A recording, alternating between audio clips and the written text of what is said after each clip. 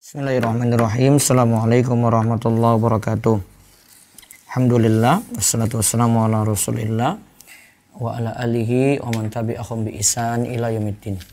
Allahumma inna nas'aluka ilman nafi'a wa rizqan thayyiba wa amalan mutaqabbala. Segala puji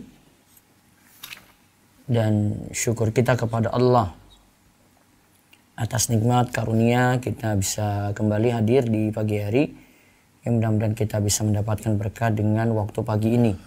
Selawat dan salam semoga tercurah pada Nabi besar, Nabi agung, Nabi kita Muhammad sallallahu alaihi wasallam.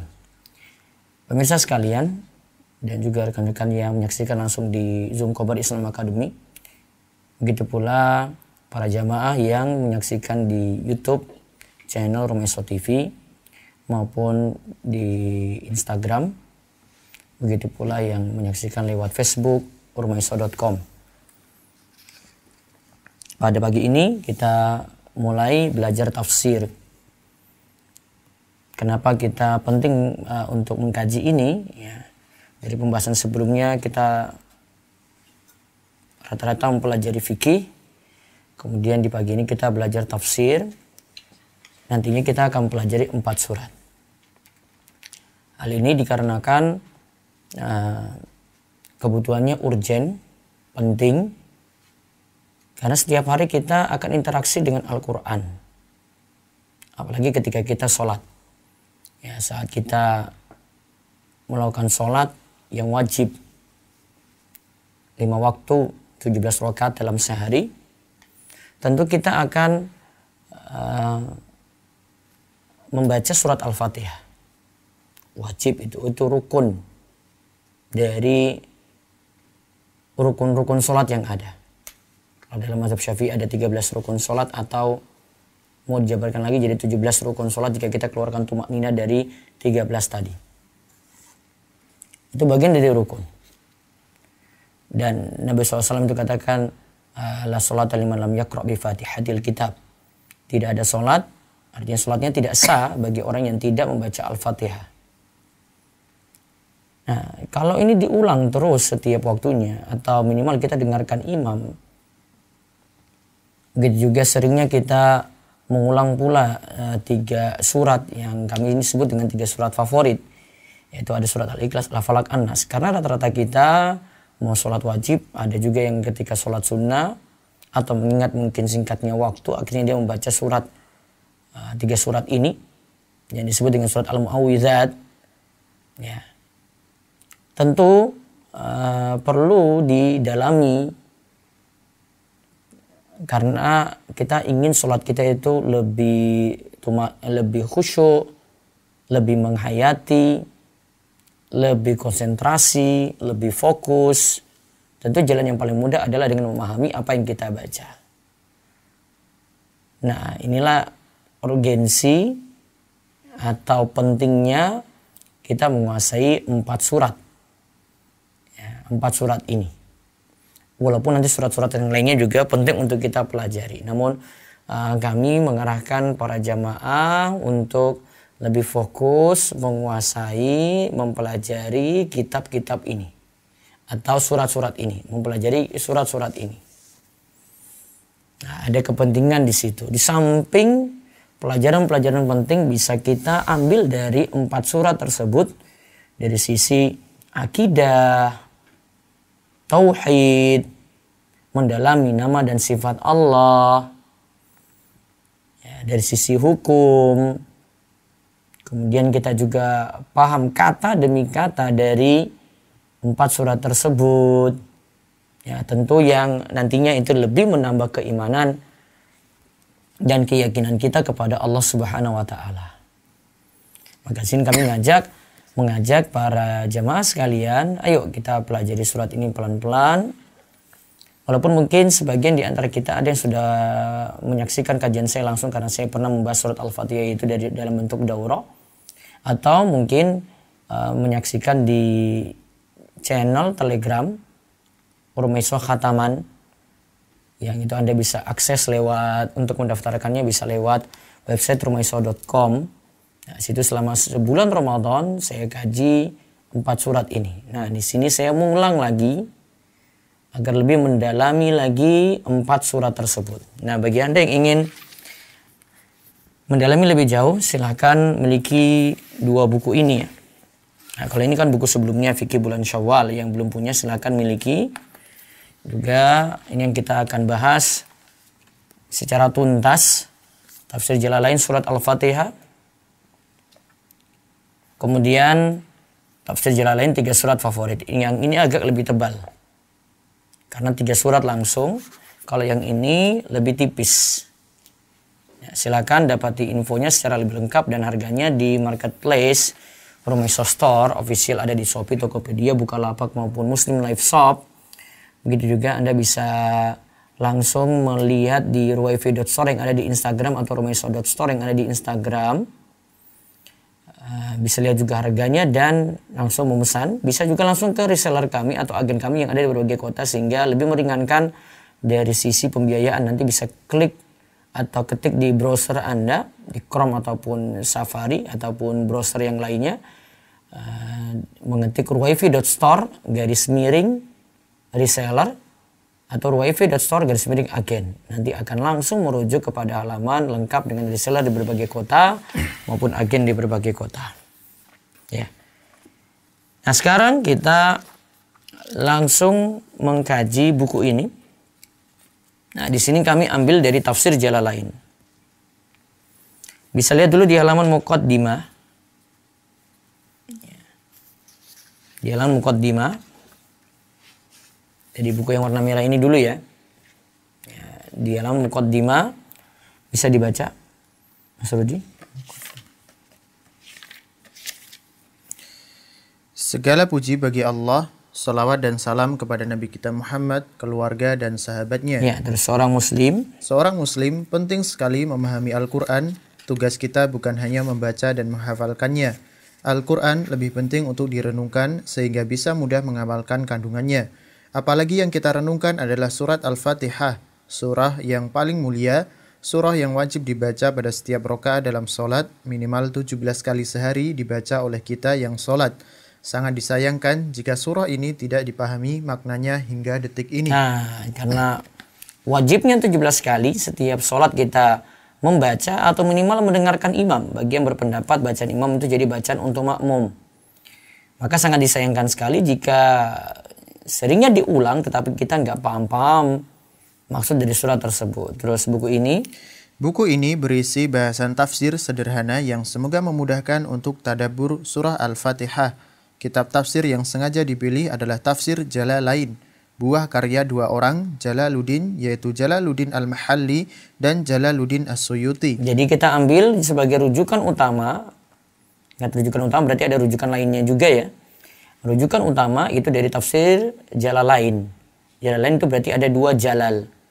Sini penulisnya ada 2 Jalaluddin, yaitu Jalaluddin Al-Mahalli, ini penulis pertamanya. Kemudian yang kedua adalah Jalaluddin As-Suyuti yang melanjutkan penulisan dari Jalaluddin Al-Mahalli. Terus, kitab tafsir ini sudah sangat masyhur di negeri kita, apalagi di kalangan para santri dari pesantren tradisional. Nah, ini sudah ma'ruf tafsir Jalalain ini ya. Karena di pesantren-pesantren tradisional itu dipakai. Ya, yang disampaikan dalam buku ini adalah catatan-catatan dari tafsir Jalalain, ditambahkan dengan 4 kitab tafsir lainnya untuk melengkapi. Nah, jadi sumber utamanya tafsir Jalalain, kami berikan nanti catatan-catatannya, artinya ini faedah-faedah dari Imam Jalaluddin Al-Mahalli. Ya, kemudian yang kita gali lagi nanti dari beberapa tafsir yang lainnya. Kami sebutkan ada 4 kitab tafsir utama lagi yang kami jadikan rujukan untuk pelengkap. Karena ada beberapa bagian dari tafsir Jalalain ada yang tidak dijelaskan secara detail ya, karena namanya saya tafsir ringkas. Tafsir Jalalain itu tafsir ringkas gitu. Nah, kitab tafsir yang dimaksud adalah di sini ada 1 tafsir Ibnu Katsir, 2 ada tafsir Syekh As-Sa'di atau Taisir Al-Karimur Rahman. Tapi di sebagian penerbit menyebutnya dengan tafsir As-Sa'di. Kemudian yang ketiga ada tafsir Syekh Ibnu Utsaimin. Ya, tafsir Al-Quran Al-Azim Juz Amma.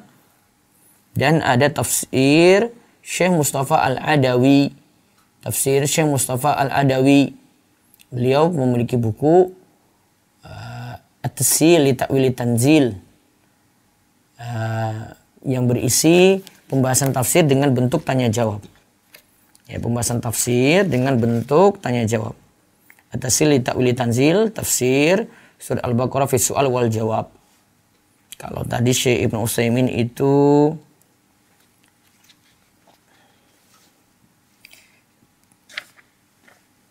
tafsir Al-Quran Al-Karim juz Ammah.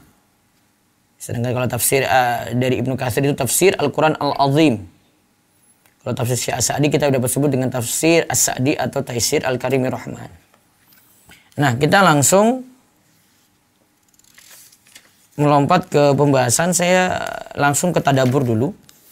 Keutamaan Al-Fatihah saya lompati dulu. Kita langsung ke halaman ke-7. Ya, kita langsung ke halaman ke-7. Nah, kenapa kita mesti tadabbur Al-Quran? Ya, silakan dibaca. Tadabbur Al-Quran bukan hanya membacanya. Ya, Al-Quran itu direnungkan. Kita istilahkan dengan tadabbur. Dalam KBBI disebut dengan tadabbur. Nah, KBBI Kamus Besar Bahasa Indonesia ya. Kalau di bahasa Arabnya itu tadabbur. Ba-nya ada tasydid. Sehingga kalau kita tulis dalam bahasa Indonesia jadi huruf B-nya itu ada 2. Tapi kalau di kamus itu sudah ada. Di Kamus Besar Bahasa Indonesia sudah ada dengan istilah tadabbur. Sama juga pengertiannya. Nah, terus tadabbur ini penting. Tadabbur ini penting karena dengan tadabbur kita akan bisa mengambil pelajaran-pelajaran penting hingga Al-Quran bisa diamalkan isinya. Nah, lihat di sini ya. Dari tadabbur ini lebih daripada cuma sekadar kita baca atau membaca artinya. Nah, itu beda. Karena tadabbur itu kita nanti baca, pahami, kalau lebih jauh lagi kuasai tafsirnya, baru kemudian kita petik pelajaran-pelajaran di dalamnya. Sehingga jadi aplikatif. Bisa kita praktekkan untuk kehidupan kita sehari-hari dari setiap surat yang kita itu baca. Terus.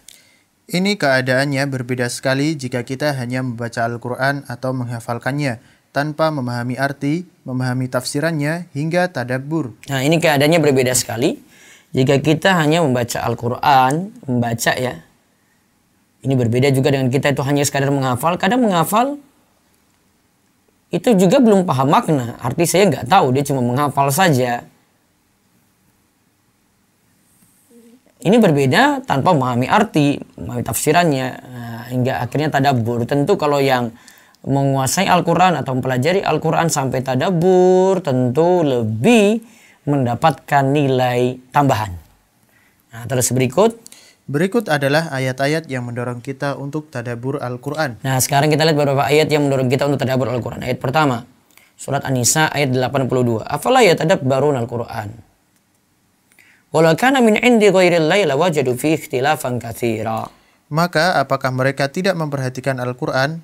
Kalau kiranya Al-Quran itu bukan dari sisi Allah, tentulah mereka mendapat pertentangan yang banyak di dalamnya. Nah, maka apakah mereka tidak memperhatikan Al-Quran?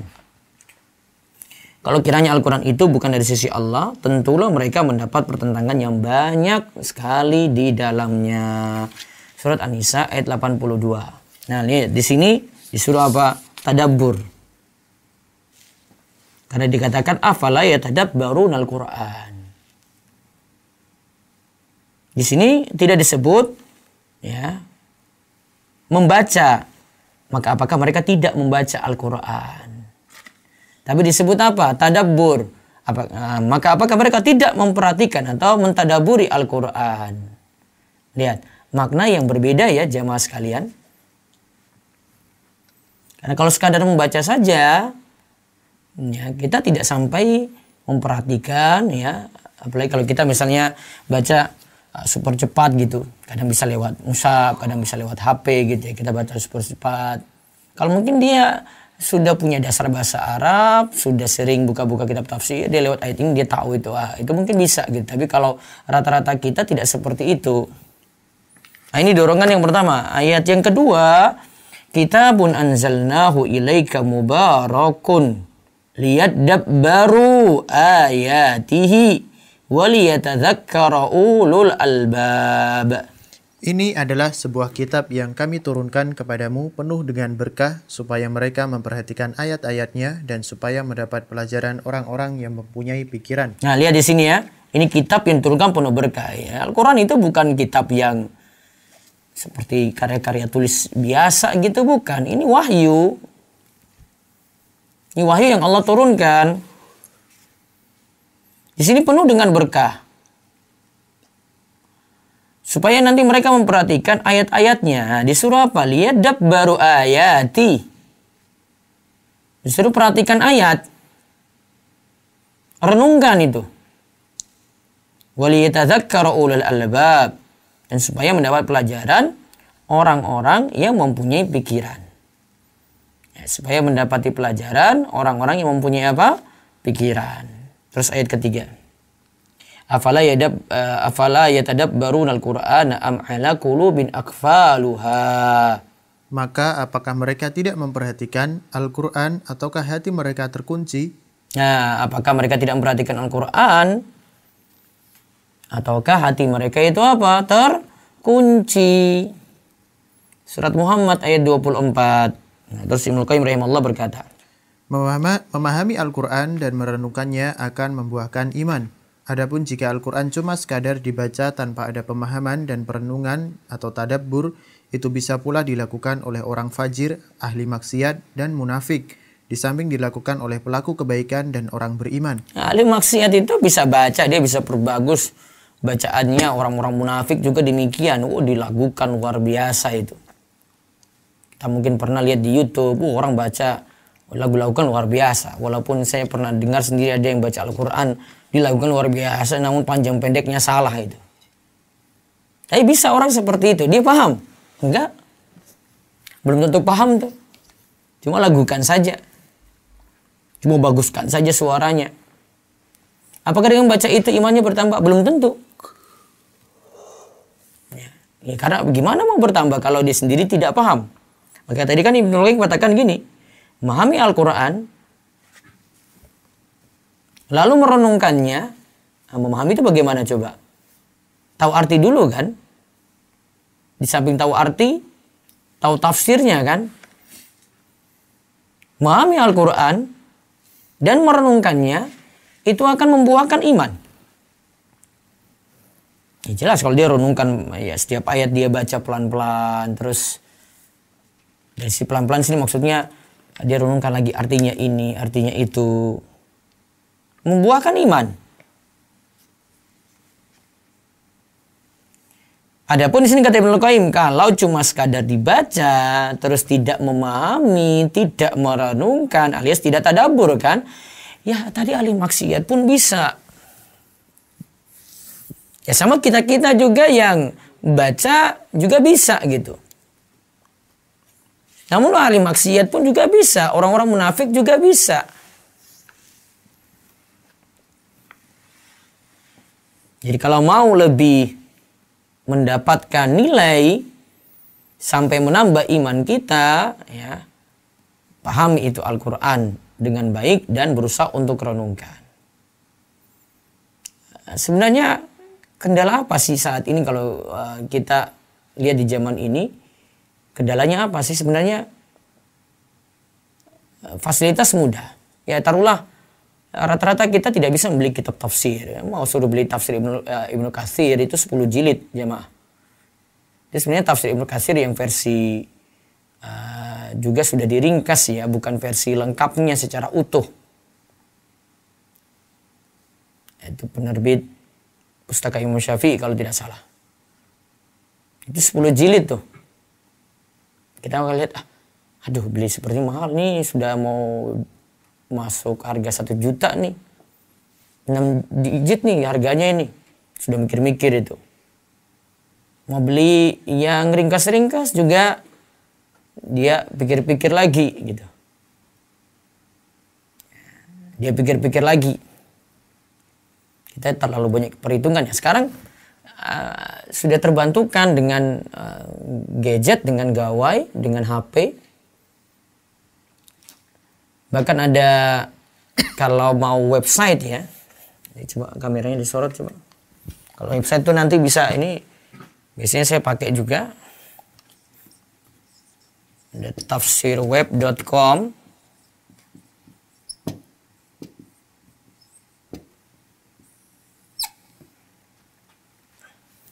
Ya, tafsirweb.com.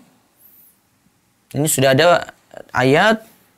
Tinggal diklik ayatnya di halaman muka itu. Cari surat Al-Baqarah ayat berapa? Ayat 2.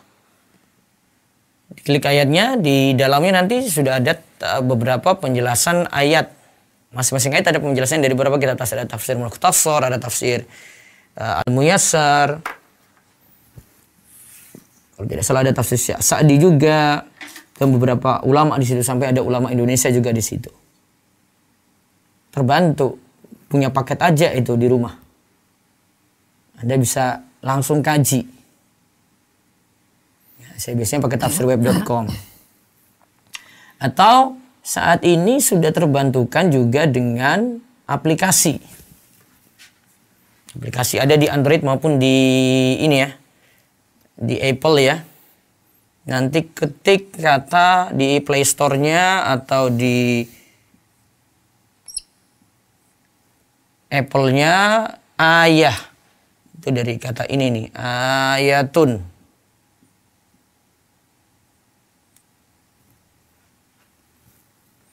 Kalau dalam aplikasi ayat ini, nanti dapati ayat. Ayatnya diklik, nanti muncul tafsir kalau di Android ya. Ada tafsir di dalamnya. Nah, situ tinggal dipilih, ada beberapa tafsir, ada yang English, ada yang Indonesia. Pilih. Nanti ayat, muncul tafsir. Tafsirnya keluar, terus nanti pilih kata edit. Ada edit di atasnya. Sebelah kanan kayaknya. Terus nanti situ ada muncul kitab-kitab tafsir macam-macam. Situ ada tafsir Al-Mukhtasar. Versi Arab. Ada Al-Muyassar versi Arab. Ada Sa'di versi Arab. Nah, ada Indonesianya juga tapi terjemahan dari Al-Mukhtasar. Jadi bukan arti tapi langsung penjelasan. Tapi penjelasannya ringkas jadi mudah dipahami. Nah, klik nanti ada edit di situ Indonesian Commentary.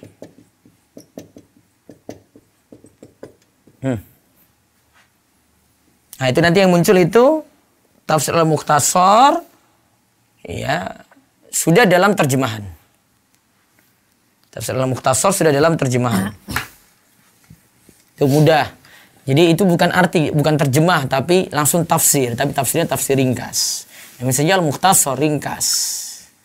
Itu sudah membantu untuk memahami. Nah, kalau jamaah ingin pelajari seperti ini, saya banyak arahkan di Facebook ya. Ada juga di channel Telegram kami di Rumeso Khataman. Nanti bisa daftar lewat ini ya, di website rumeso.com ya. Ada situ di bagian tab, di bagian atas itu ada khataman itu nanti masuk lewat situ. Itu ada kajian tafsirnya atau kajian perenungan beberapa ayat gitu. Tapi lebih sering saya di Facebook.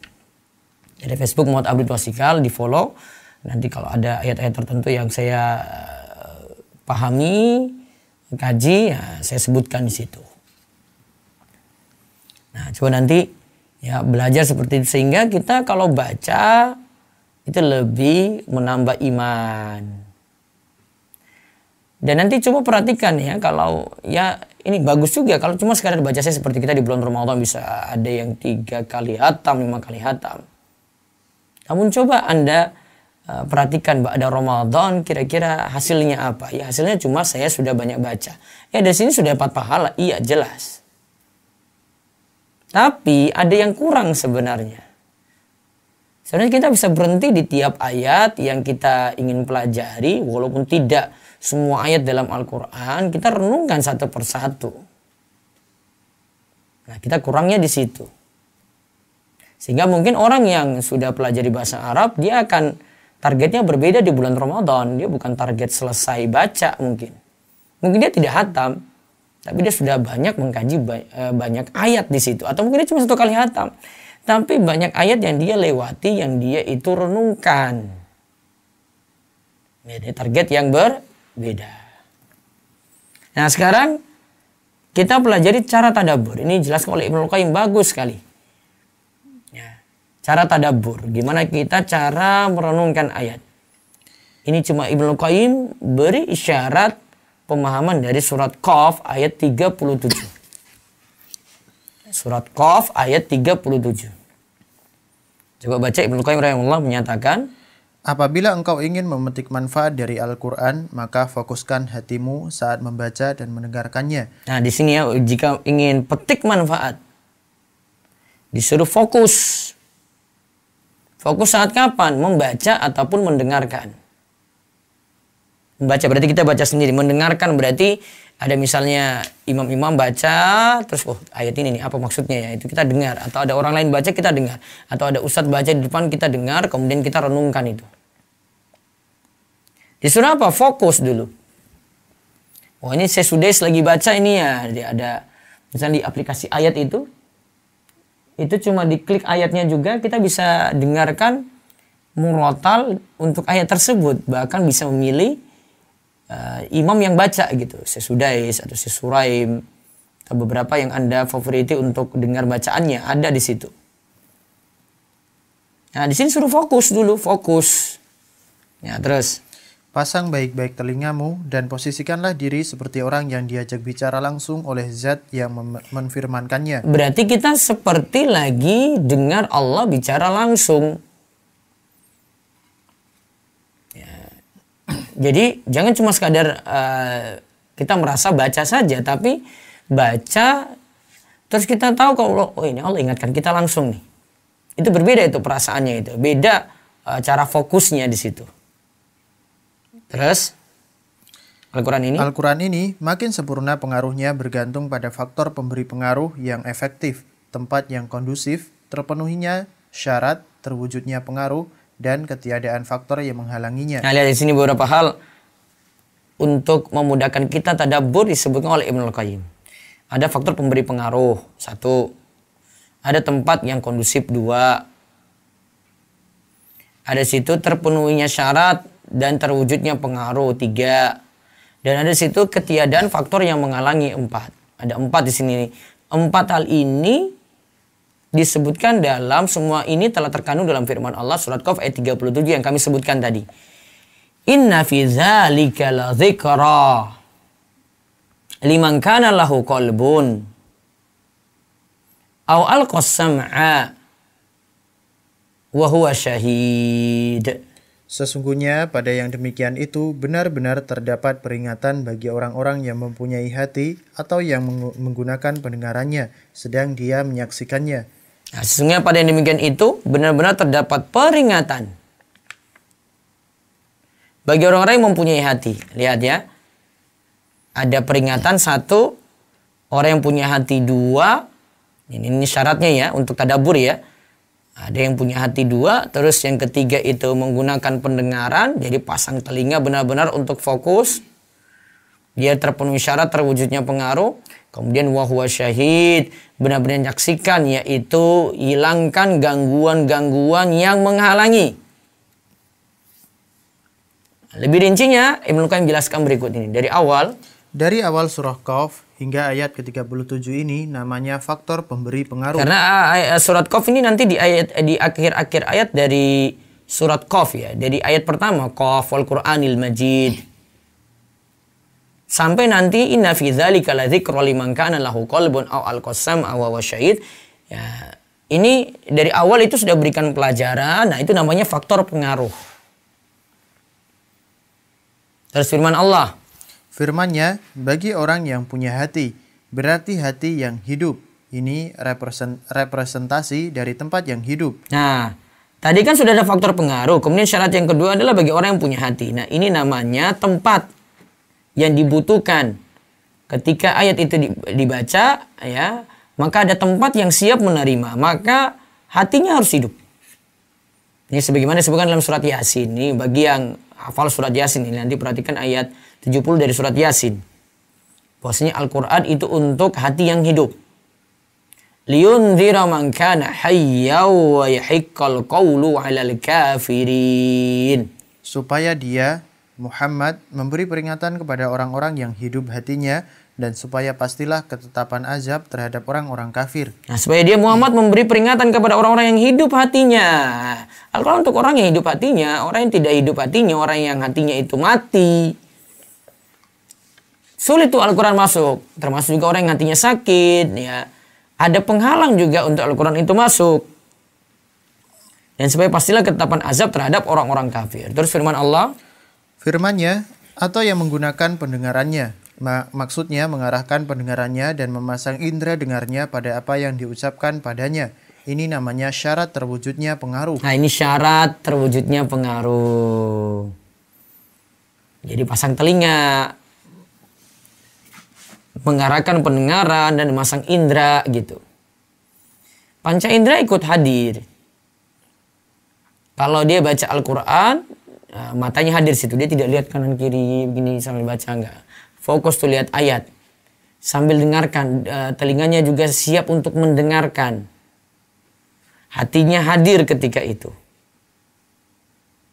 Terus firman-Nya, sedang dia menyaksikan wa huwa syahid. Maksudnya, hatinya menyaksikan, hadir dan tidak kemana-mana, serta mendengarkan kitab Allah. Orang yang hatinya menyaksikan dan memahami, hatinya tidak lupa maupun lalai. Ini menunjukkan untuk tadabbur Al-Quran harus menghilangkan faktor yang menghalangi, yaitu kelalaian dan tidak hadirnya hati dari apa yang diucapkan padanya, dari memperhatikan dan merenungkannya. Nah, lihat. Maka ini yang namanya faktor keempat ya, untuk tadabbur. Yaitu hilangkan gangguan-gangguan. Coba kita balik ya. Kita ulang tadi. Faktor pemberi pengaruh. Itu ada satu, yaitu ayat yang kita baca. Yang kedua, hatinya itu hidup. Nah, ini namanya tempat yang kondusif. Terus yang ketiga, menggunakan pendengaran. Berarti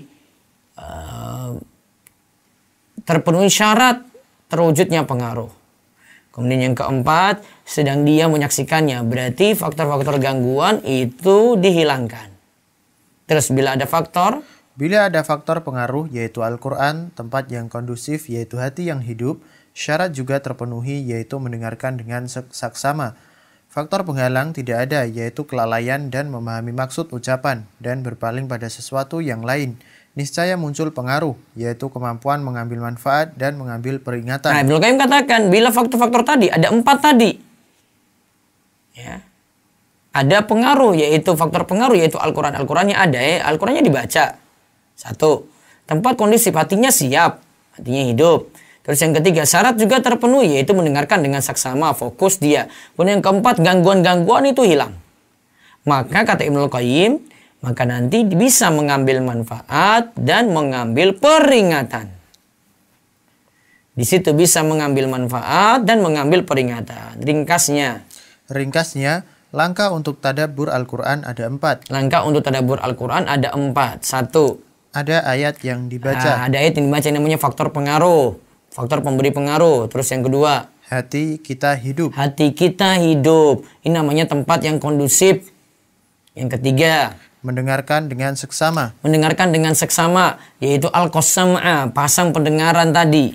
Ini namanya faktor terwujudnya pengaruh. Kalau nggak dengar, nggak fokus mendengarkan, tidak akan ada pengaruh di situ. Terus yang keempat, tidak lalai dan berusaha memahami maksud ucapan. Artinya di sini gangguan-gangguan dihilangkan. Ada situ, kok mau baca Al-Quran, ini notifikasi di HP-nya itu bunyi terus. Nah, ini dihilangkan dulu, tinggalkan dulu. Kalau dia bacanya dari HP, dari gawai, dari gadget, ya, dia bisa matikan notifikasi, terus fokus untuk baca, fokus untuk buka aplikasi ayah tadi yang saya sebutkan, fokus untuk mendengarkan murotalnya, itu. Gangguan-gangguan dihilangkan. Kalau gangguan-gangguan tidak dihilangkan, maka tidak bisa raih manfaat. Nah, ringkasnya jamaah sekalian, tadabbur itu penting. Pertama, yang tadi sudah kita sebutkan alasannya. Yang kedua, kita butuh untuk tadabbur agar bisa menambah iman, mengambil pelajaran, nambah manfaat, ya. Terus yang ketiga, yang tadi bahasan kita terakhir adalah bagaimana cara kita tadabbur. Ada 4 faktor penting untuk tadabbur. Yang pertama ada faktor pemberi pengaruh, yaitu ada ayat yang kita baca. Yang kedua, ada tempat yang kondusif, yaitu hati kita siap untuk menerima, yaitu hati dalam keadaan hidup. Kemudian yang ketiga ada faktor terwujudnya pengaruh yaitu al-qasam, pasang pendengaran dengan saksama. Kemudian yang keempat, ketika kita baca Al-Quran itu gangguan-gangguan itu hilang karena kita disuruh apa? Wa huwa syahid. Benar-benar perhatikan, berarti gangguan-gangguan nah itu hilang saat kita membaca Al-Quran. Wallahu a'lam bishawab. Itu yang kita kaji dulu tentang tadabbur. Insyaallah besok kita mulai dengan melihat keutamaan dari surat Al-Fatihah. Sekali lagi bagi yang baru mendengar mungkin yang belum memiliki buku ini, segera miliki tafsir jalan surat Al-Fatihah dan tafsir jalan lain 3 surat favorit.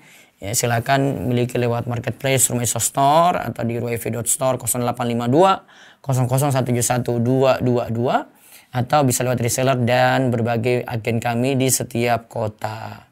Silakan jika ingin bertanya, bisa juga yang bertanya di luar dari materi dipersilahkan. Nanti kami pantau juga di sini di YouTube maupun Instagram, Facebook. Silakan tulis komentar Anda. Monggo dari chat dulu di Zoom. Silakan.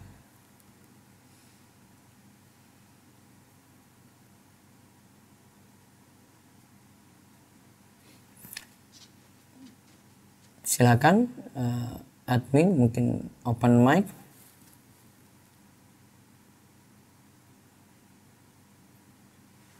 Maaf Ustadz, tidak ada pertanyaan dari room chat. Oh, kalau begitu langsung dari Resign, monggo.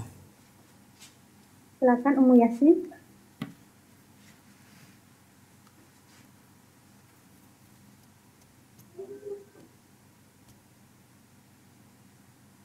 Silakan Ibu, sudah kami unmute.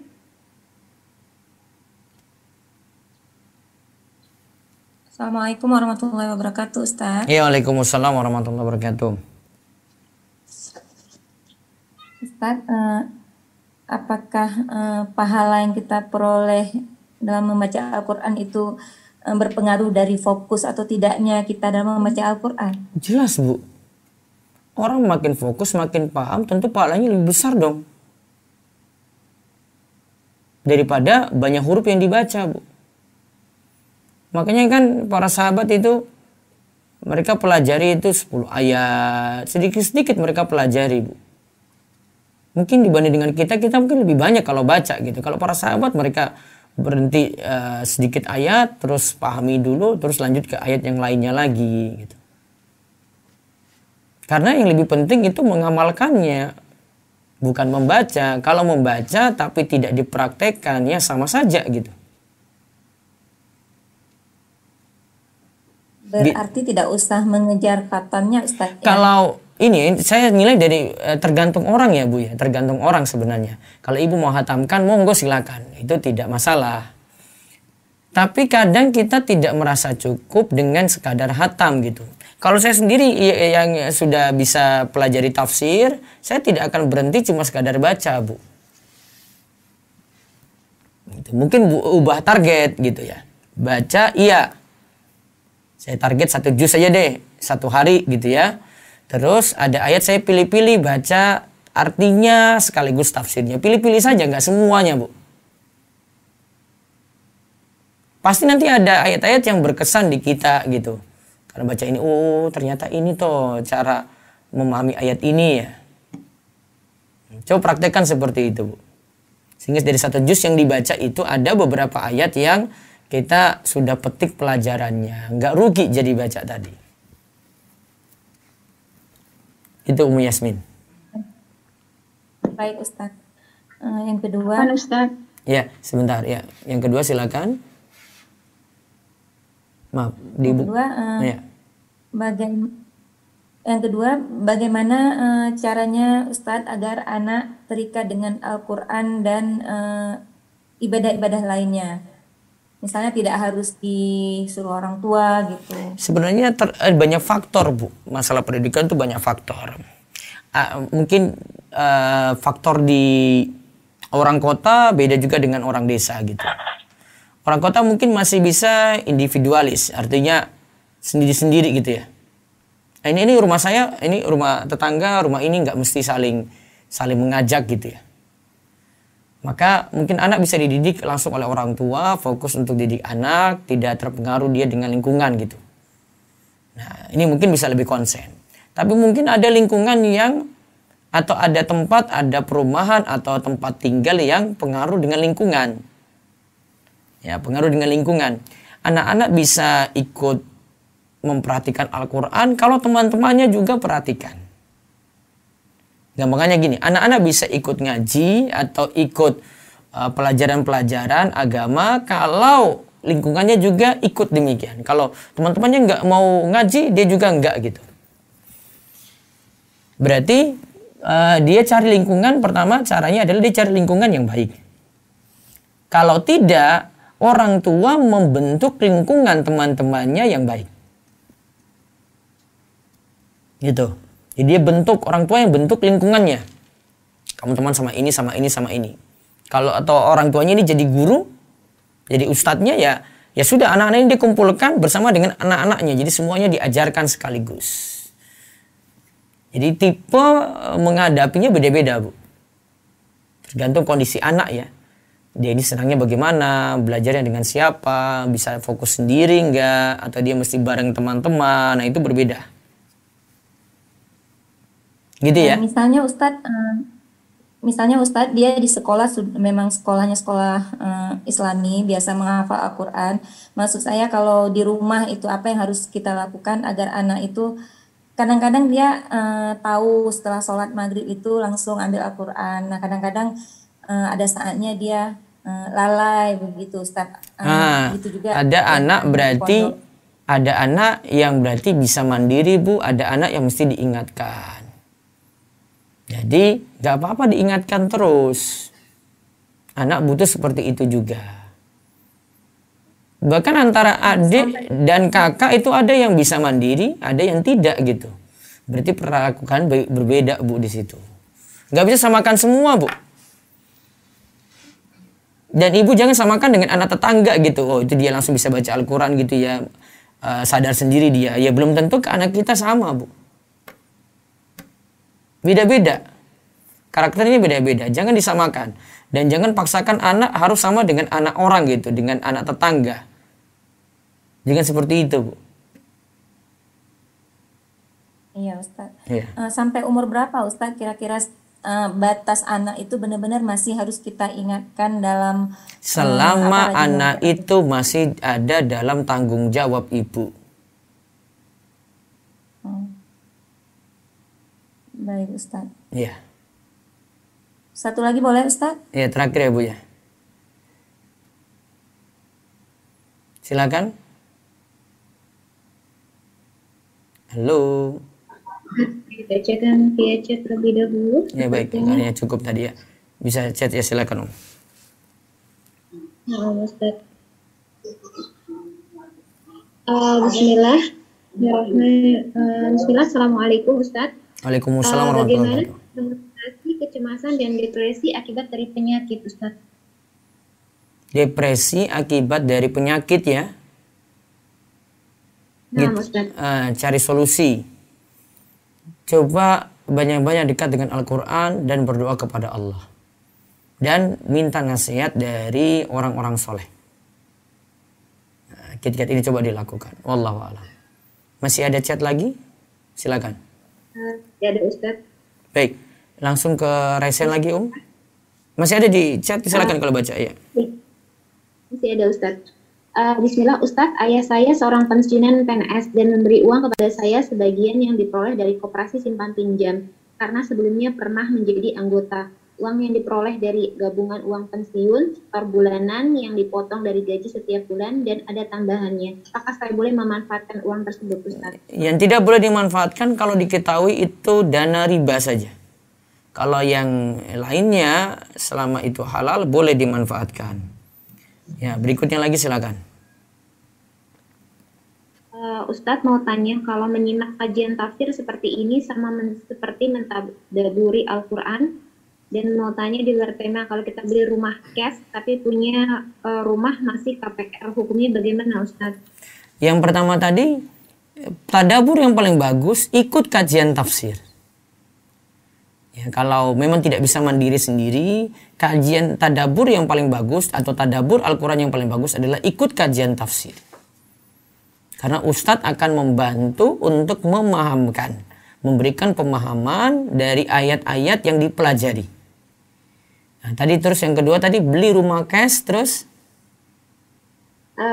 Di luar tema, kalau kita beli rumah cash tapi punya rumah masih KPR, hukumnya bagaimana Ustadz? Ya KPR ya segera selesaikan dong. Itu bermasalah itu nanti ya. Ya terus kalau beli cash, monggo silakan. Tapi kan ini masih ada KPR, masih ada tanggungannya. Kenapa nggak selesaikan tanggungan dulu baru beli rumah lagi gitu? Coba ditimbang-timbang deh. Baik, bisa ke Raisen silakan Ustadz, ada Ufi Siti, silakan buka mic-nya.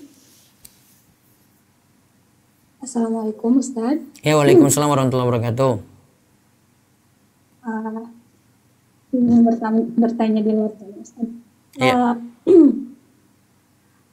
Saya ada niat untuk hijrah, pindah tempat kerja.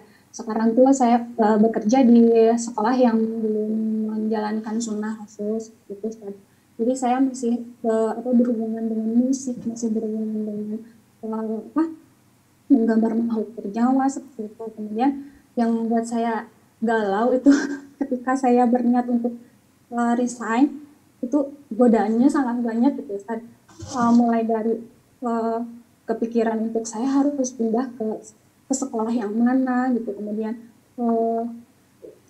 teman-teman juga mengajak untuk jangan resign, please jangan resign gitu, karena banyak teman-teman lain yang di-cut gitu. Jadi banyak faktor yang membuat saya justru menjadi galau gitu. Padahal awalnya itu saya sudah yakin bahwa saya itu mau hijrah, mau mencari sekolah yang benar-benar sesuai sunnah Rasul, benar-benar menjalankan Al-Quran dengan baik gitu. Kemudian saya juga merasa dampak dari saya masih berhubungan dengan musik, berhubungan dengan hal-hal yang Allah larang itu, rezeki saya juga nggak berkah gitu Ustadz. Selalu saja tabungan saya itu kepake, entah ayah saya sakit atau saya sendiri yang sakit seperti itu Ustadz. Mohon bimbingannya, mohon solusi supaya saya yakin gitu Ustadz kalau saya itu harus pindah dan harus pindah ke sekolah yang seperti apa gitu Ustadz. Terima kasih. Ini banyak faktor pertimbangan ya Bu ya. Kayak tadi ibu keluar ya, nanti mau kemana gitu. Iya ya. Coba timbang-timbang dulu dengan cari dulu sambil tetap di situ ya. Cari dulu kalau memang sudah ada peluang. Nah, baru ibu resign dari tempat yang sekarang. Masalahnya itu Ustaz, terakhir untuk resign itu bulan ini gitu. Jadi besok Juni itu udah harus karena mau disebar lowongan kerja kan. Jadi kalau misalnya kita lewat dari bulan ini tuh kita akan kena penalti, justru kita akan harus bayar gitu denda dari itu. Nah itu yang saya bingung. Sekarang kalau resign masalahnya di ibu apa? Kalau resign itu kan pertama saya harus pindah gitu Ustaz. Kalau pindah itu kemarin saya sudah mencoba mencari sekolah yang memang sesuai yang sunnah Rasul gitu. Kemudian ternyata saya telat daftar, jadi pendaftaran itu sudah ditutup gitu. Nah jadi itu tuh yang di Bandung gitu Ustaz, yang di tempat saya bekerja sekarang gitu, di dekat tempat saya bekerja. Nah sementara saya menemukan worker itu di Jakarta, di Tangerang gitu Ustaz, di luar kota. Sementara kalau pindah ke luar kota biaya untuk pindah itu lebih banyak, apalagi saya belum nikah gitu. Pertimbangannya itu jadi semakin banyak gitu Ustaz. Iya, ini kan faktor kalau berhenti nanti pekerjaan baru. Di samping itu kan nanti dari orang tua ya. Jadi saran saya coba pertimbangkan kalau mau resign, istikharah dulu. Jadi kalau memang keputusannya resign, sementara off dulu. Sambil cari cara untuk ngajar yang lainnya. Seperti misalnya beri bimbel, ya kasih kursus-kursus gitu. Harusnya bisa berpikir ke yang lain juga, kan ngajar nggak hanya di sekolah gitu ya. Itu bisa jadi solusi. Itu banyak bimbel-bimbel yang sukses di online itu banyak. Baik Ustaz. Ya, coba ditimbang-timbang ya. Ya. Assalamualaikum. Baik. Assalamualaikum. Bisa dari resen lagi silakan. Sebelum saya nanti baca dari YouTube ada beberapa pertanyaan terkait, monggo. Nah, Ustaz, sudah ada Ukhti Halimah, silakan buka mic-nya. Ya, assalamualaikum Ustaz. Waalaikumsalam warahmatullahi wabarakatuh. Silakan. Ya, saya kan ikut tahsin online Ustaz. Iya. Tapi kok lama-lama kok jadi bosen gitu Ustaz dan malas gitu. Gimana solusinya Ustaz ya? Kenapa bosannya? Nggak tahu, kayaknya itu aja gitu Ustaz. Maksudnya gimana ya? Saya juga nggak ngerti gitu Ustaz. Mungkin ini. Apa saya berhenti dulu atau nanti masuk lagi gitu, gimana Ustaz? Kalau enggak ya cari yang ibu. Jadi kalau mau belajar ya lihat ini targetnya ibu mau kuasai apa gitu. Terus perkembangannya bagaimana gitu. Kalau memang yang itu pelajar aja sudah pernah dipelajari ya memang kalau diulang lagi ya agak bosan, maka ibu harusnya sudah di pelajaran advance berarti.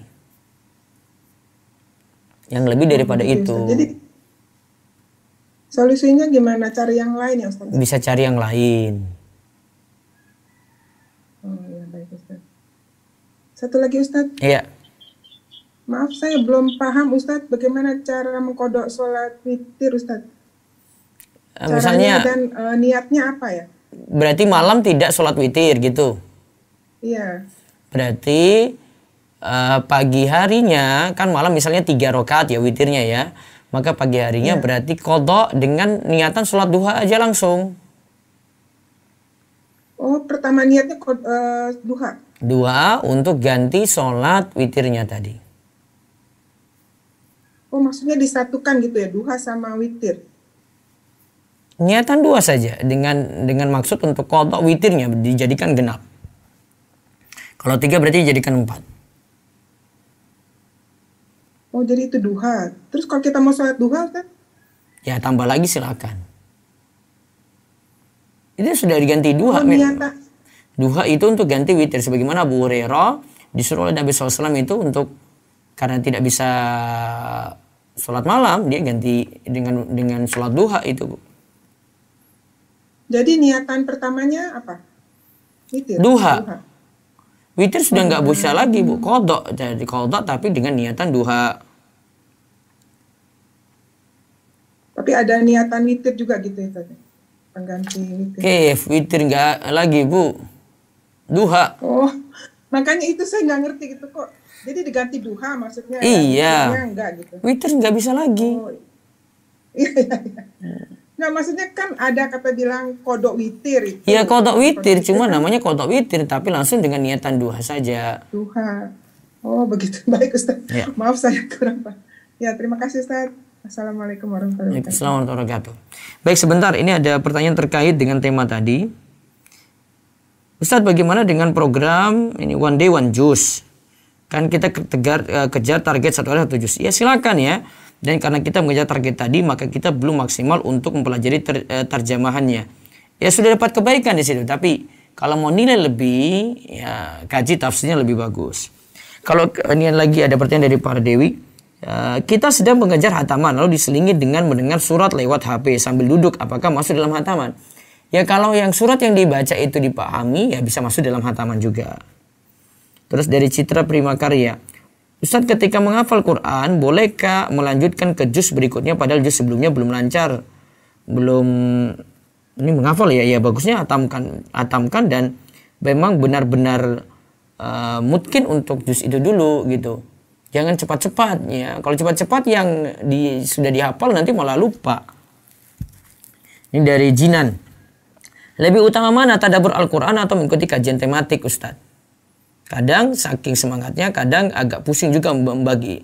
Mungkin bisa dibagi porsi saja. Kajian tematik iya, tapi ada porsi juga untuk tadabbur Al-Quran. Kalau bisa tadabbur Al-Quran itu, kalau memang ini awam sekali, bisa ikuti kajian tafsir dari para ustadz. Nama aplikasinya apa tadi? Ayah. Ayah itu A-Y-A-H. Cari di Play Store maupun di Apple Store ya, ada di situ. Terus, Assalamualaikum Ustadz. Waalaikumsalam warahmatullahi wabarakatuh dari Khalifah Lina. Gimana sikap anak ketika si anak memutuskan untuk putus dari pacarnya karena hijrah dan bertobat karena Allah? Tapi ortu malah merasa sakit hati karena sikap anak itu. Tidak apa-apa putus, nanti pahamkan pada orang tua dengan baik. Baik, berlanjut lagi yang diresain silakan. Ya, Ufti Hanifah, silakan buka mic. Bismillah, Ustadz, izin bertanya. Ya. Ustadz, saya itu dari mudanya itu sama sekali belum pernah mengaji. Sejak nikah sama ibu, sudah diajari kata ibu, tapi kayak kok ngajarin gitu loh Ustadz, nggak terima gitu. Terus pas anak-anaknya sudah mulai besar kan dikit-dikit dikenalkan, tapi masih menolak. Terus akhirnya ini kan sudah mulai sepuh, sudah mulai disarankan pakai guru ngaji dan sebagainya, tetap malu dan gengsi. Mungkin Ustadz ada saran untuk beliau ya? Targetkan saja, tidak mesti bisa baca Bu. Yang penting sholatnya lancar, kemudian surat-surat itu ada yang dihafal. Gitu aja Bu, kalau untuk yang sepuh. Oh begitu ya Ustadz? Iya, kayaknya kalau targetnya bisa baca agak berat bagi dia Bu. Iya, kalau misalkan dikit-dikit diajari kayak tajwid-tajwid itu berarti terlalu berat. Iya, terlalu berat lah. Mungkin ada punya hafalan, diperbaiki aja bacaannya dari Al-Fatihah gitu. Surat-surat pendek gitu ya. Sering dinyalakan misalkan rota seperti itu sudah termasuk usaha enggak apa-apa ya Ustaz? Enggak apa-apa. Takutnya kami dari anak-anaknya kurang usaha dalam mengajarkan Bapak. Iya, punya berusaha aja dulu. Assalamualaikum warahmatullahi wabarakatuh. Waalaikumsalam warahmatullahi wabarakatuh. Silakan lagi berikutnya. Sudah ada Mufti Anissa, silakan buka mic-nya. Assalamualaikum warahmatullahi wabarakatuh, Ustadz. Ya, waalaikumsalam warahmatullahi wabarakatuh. Ya. Mohon izin tanya, saya pernah dengar kalau bagi wanita itu boleh melakukan ibadah sampai syuruk dan dianggap sebagai pahalanya seperti umroh dan haji sempurna tapi di rumah. Apakah itu benar? Dan kemudian berikutnya dalam pelaksanaannya, apakah masih diperkenankan misalnya karena saya punya emah gitu ya, itu sambil makan sedikit gitu sambil tetap dzikir atau sembari baca Al-Quran, apakah diperkenankan? Kemudian yang kedua, untuk wanita Ustadz, apakah boleh kita melakukan membaca surat dzikir pagi sore, dan karena bersamaan dengan kesibukan ibu-ibu di rumah sambil mengerjakan pekerjaan rumah, apakah diperkenankan? Yang kedua diperkenankan Bu, boleh, yang penting bisa fokus ketika baca dan pekerjaannya tidak terhalang di situ. Terus yang pertama tentang apa Bu? Tentang sholat syuruk bagi wanita. Nah, jadi nanti kalau fatwanya Syekh Ibnu Baz boleh setelah subuh diam di tempat sholat, berarti di dalam kamar, kemudian nunggu sampai matahari meninggi 15 menit setelah matahari terbit, kemudian lakukan sholat isyraq atau syuruk 2 rakaat, maka akan mendapatkan pahala haji dan umrah yang sempurna gitu. Apakah maaf Ustaz, kalau di tengah-tengah selang ibadah syuruk itu sambil menunggu syuruk, kalau misalnya kita mahnya kambuh gitu terus sambil makan sesuatu, apakah diperkenankan? Boleh, yang penting di tempat sholat tadi Bu, tidak pergi dari situ, tidak sibuk dengan aktivitas lain. Baik, terima kasih Ustaz. Ya, berikutnya lagi silakan. Ada Ufti Fariyati, silakan. Bismillah, Assalamualaikum warahmatullahi wabarakatuh. Ya, waalaikumsalam warahmatullahi wabarakatuh. Maaf Ustadz, izin bertanya di luar tema Ustadz. Iya. Ya Ustadz, saya kan jualan produk A. Harganya itu 250.000. Ketika saya tawarkan ke teman, dari awal saya sudah bicarakan harganya 250.000. Tapi ketika teman ngasih uang 250.000, saya kembalikan 25-nya Ustadz. Jadi 225.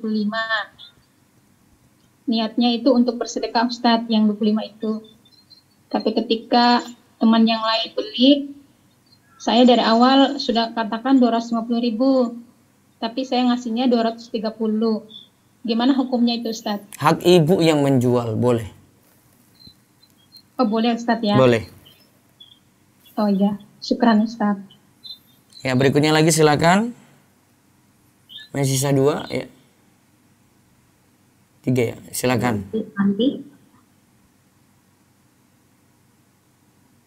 Ufti Santi.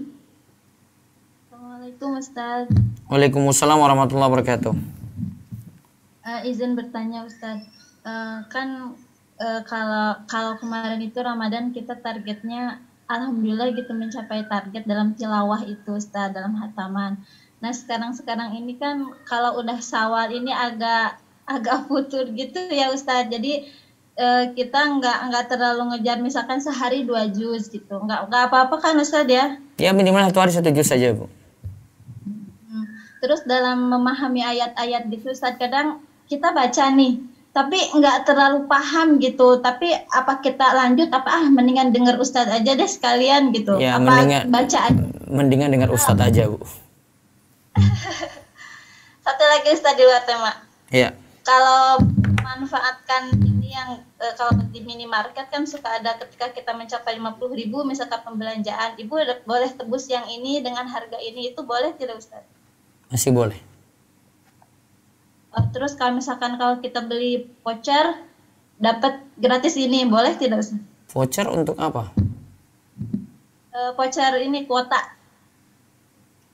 Kuota apa Bu? Dapat barang gitu karena udah beli voucher di sini, akhirnya dapat barang apa gitu.